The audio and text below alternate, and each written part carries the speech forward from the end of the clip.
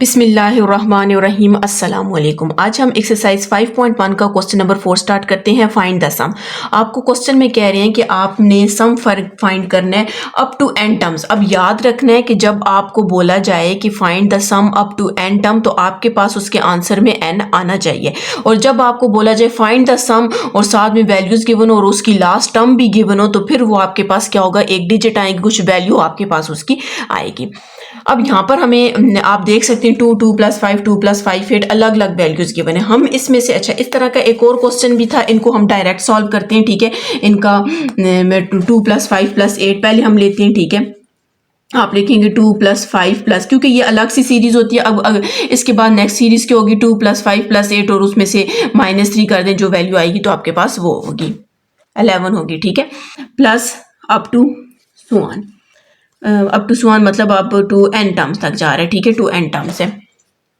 अब इसको आपने क्या करना है, वैसे तो आपने देखा है कि हम हर क्वेश्चन में क्या फाइंड करते हैं, उसका एन टर्म फाइंड करते हैं, तब हम कहते हैं इसका सम फाइंड होगा। अब यहाँ पर हमने इसका सम फाइंड करना है, उसके बाद दोबारा आपने क्या करना है, सम फाइंड करना है, वो जो जे वाली J³ J² वाली वैल्यूज हैं उसके लिहाज से फाइंड करना है। ऐसा हम क्यों कर रहे हैं, क्योंकि इसमें एक ये दो वैल्यूज भी तो है। अब ये आगे जाएगा, जब इसके नेक्स्ट टर्म होगी उसमें 11 आ गया तो फिर ये वाली वैल्यू भी आपके पास होगी। ठीक है, तो इसमें आपने क्या करना है, फार्मूला कौन सा लगाना है, जो हमारे पास ये वैसे कौन सी अर्थमेटिक सीरीज है। ठीक है, जब अर्थमेटिक सीरीज है तो उसका सम का फार्मूला हमारे पास क्या होता है, Sn divided by 2a1 + n-1 into d आ जाएगा। ठीक है, Sn = n टर्म तक है तो आपने इसको n ही लिख लेना है। ठीक है, 2a1 हमारे पास क्या है, 2 है, और 2 से मल्टीप्लाई करेंगे तो 4 आ जाएगा। ठीक है, एन हमने आपके पास एन टर्म तक है और डिफरेंस 5 - 2 करेंगे तो हमारे पास कितना आ जाएगा,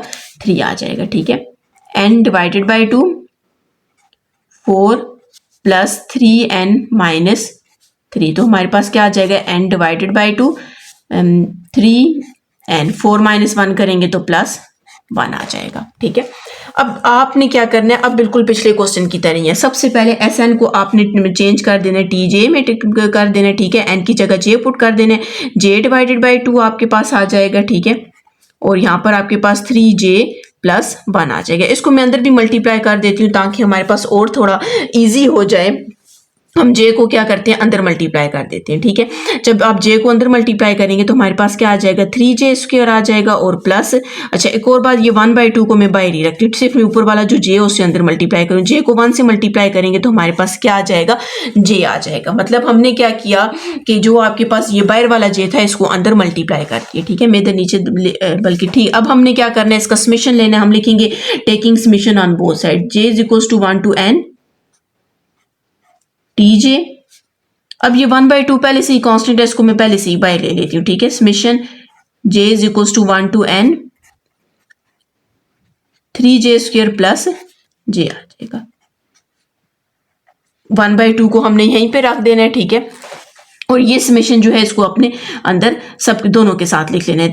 summation j = 1 to n 3j² + summation j = 1 to n, और यहाँ पर क्या आ जाएगा, j आ जाएगा 1 डिवाइडेड बाई 2। अब ये 3 आपके पास क्या कांस्टेंट है, अगर ये 3 कांस्टेंट है तो 3 को आप बाहर लिखेंगे, समेशन j = 1 to n, तो यहाँ पर j आ जाएगा। और आप यहाँ पर इसको चलें फिलहाल वैसे ही लिख लेते हैं। नेक्स्ट जो स्टेप होगा उसमें हम इनकी फॉर्मूले जो वैल्यूज है वो पुट कर देंगे। ठीक है, अब आप देख सकते हैं सबसे पहले तो हमारे पास ये j² है। ठीक है, j² है, यहाँ पर हम 1/2 को वैसे ही रख लेते हैं और 3 को भी वैसे ही रख लेते हैं। अब ये आपके पास j² है तो j² की जो आपके पास आंसर है हम वो लिख लेते हैं। तो आपके पास क्या है, j के n+1 2n+1 डिवाइडेड बाई 6 है। ठीक है, और ये और j हम लोगों के पास किसकी इक्वल है, n+1 डिवाइडेड बाई 2 की। यहाँ से हम कटिंग करते हैं, 3 1 is 3 3 2 टाइम 6 आ जाएगा। ठीक है, अब आप देखिए इसके नीचे भी 2 है, इसके नीचे भी 2 है, हम कॉमन लेंगे तो कॉमन लेके बाहर आ जाएगा और इस 2 के साथ मल्टीप्लाई होके हमारे पास क्या आ जाएगा, 4 आ जाएगा। ठीक है, और यहाँ ऊपर आप देख सकते हैं n+1 दोनों में कॉमन है, तो हम यहाँ से क्या करते हैं, कॉमन ले लेते हैं n, और दूसरा क्या है, n+1, ये कॉमन है तो यहाँ पर क्या रह जाएगा, 2n+1 रह जाएगा, और यहाँ पर जब कॉमन ले लेंगे कुछ नहीं बचेगा तो हमारे पास 1 आ जाएगा। ठीक है,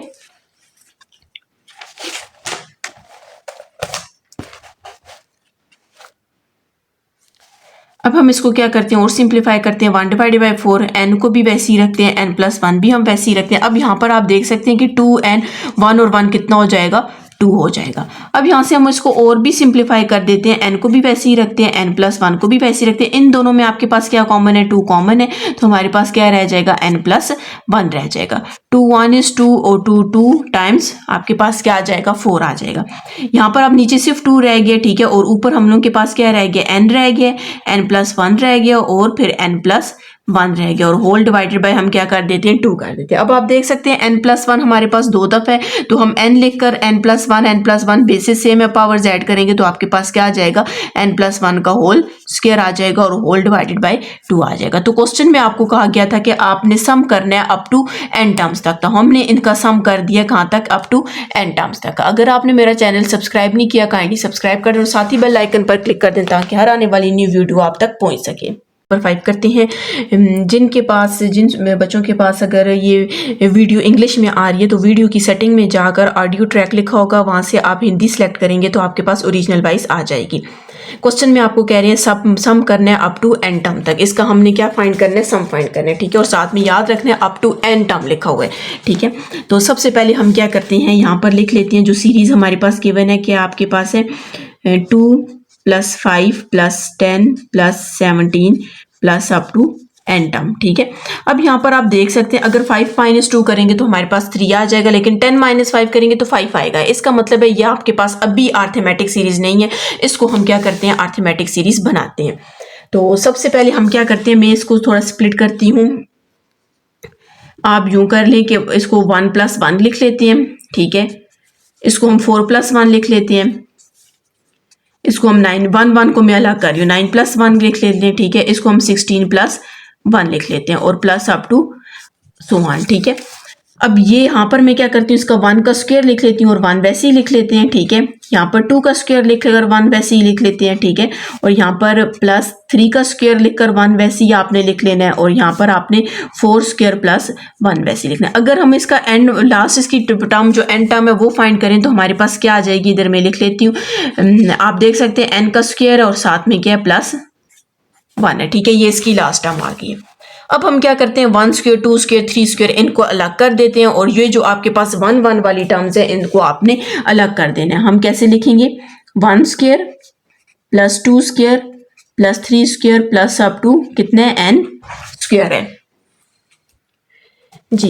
इसको हमने क्या किया, अलग करके लिख दिया, इसमें हम ब्रैकेट लगा देते हैं प्लस। अब आप देखें कि हमने 1 स्क्वायर 2 स्क्वायर 3 स्क्वायर 4 स्क्वायर और n स्क्वायर का अलग किया, लेकिन अभी यहाँ पर 1 भी है, 1 + 1 + 1 + 1 + अप टू ये भी आपके पास क्या जा रहा है, आगे तक जा रहा है, ठीक है, 1 प्लस मतलब अप टू सो ऑन जा रहा है, ठीक है।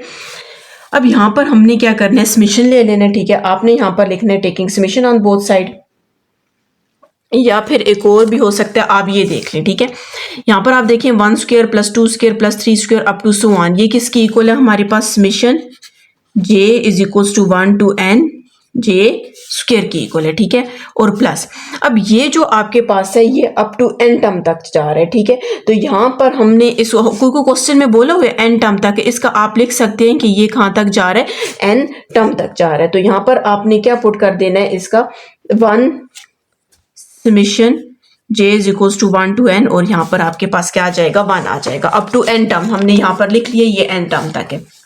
अच्छा, ये ऐसा नहीं है कि आप कहें कि हमने बोथ साइड पे समेशन लिया, नहीं, ये आपके पास वैल्यू गिवन थी, इसकी इक्वल है, ठीक है, हमने बोला j 1 से लेकर कहाँ पर है, n तक है, और साथ में इसका स्क्वायर है, और ये आपको पता है हमने पिछले कुछ क्वेश्चंस में इस तरह की वैल्यूज की हैं। अब यहाँ पर आपके पास j स्क्वायर आ गया, तो j स्क्वायर की वैल्यू हम यहाँ से पुट कर देते हैं, j स्क्वायर हमारे पास किसकी इक्वल है, n+1 2n + 1 डिवाइडेड बाय 6 की इक्वल है, ठीक है, और प्लस, और ये आपके पास कांस्टेंट है, तो हमारे पास कांस्टेंट का हमने क्या लेना है, n ले लेना है। अब हम इसको क्या करेंगे, सिंप्लीफाई करेंगे, और सिंप्लीफाई करने के बाद आपके पास क्या आ जाएगा, आंसर आ जाएगा। दोनों में आप देख सकते हैं n कॉमन है, n कॉमन ले लेते हैं, ठीक है, अंदर हमारे पास n+1 2n + 1 रह जाएगा डिवाइडेड बाय 6, और यहाँ पर n कॉमन है तो आपके पास क्या रह जाएगा, 1 रह जाएगा। n यहाँ से हमने क्या करना है, एलसीएम लेना है, ठीक है, n+1 2n + 1 whole divided by 6। आपको पता है 1 को 6 से मल्टीप्लाई करेंगे 6 आ जाएगा, इस वजह से यहाँ पर हमने क्या लिख दी है 6 लिख दी है, ठीक है। एन इन दोनों को मैं मल्टीप्लाई कर देती हूँ तो हमारे पास क्या आ जाएगा, 2n को n से करेंगे तो 2n स्क्वायर, n को 1 से करेंगे तो n, 2n को 1 से करेंगे तो 2n, 1 को 1 से करेंगे 1 और ये 6 डिवाइडेड बाय 6 आ जाएगा। n यहाँ पर हमारे पास आ जाएगा 2n स्क्वायर प्लस 2n और n कितना हो जाएगा 3n हो जाएगा, 6 और 1 कितना हो जाएगा 7 हो जाएगा और डिवाइडेड बाय 6 आ जाएगा, ठीक है। तो यही आपके पास इसका आंसर है। अगर हम लास्ट से मैच करें तो लास्ट में आपके पास लिखा हुआ है n डिवाइडेड बाय 6, ये देखिए n divided by 6 2n square plus 3n plus 7, 2n square plus 3n plus, उन्होंने n के नीचे 6 लिखा, अगर आप होल पे डिवाइड करें तो एक ही बात है, और अगर आप n को अंदर मल्टीप्लाई भी करना चाहते हैं तो आप कर सकते हैं। अगर आपने मेरा चैनल सब्सक्राइब नहीं किया काइंडली सब्सक्राइब कर और साथ ही बेल आइकन पर क्लिक कर दें ताकि हर आने वाली न्यू वीडियो आप तक पहुँच सके।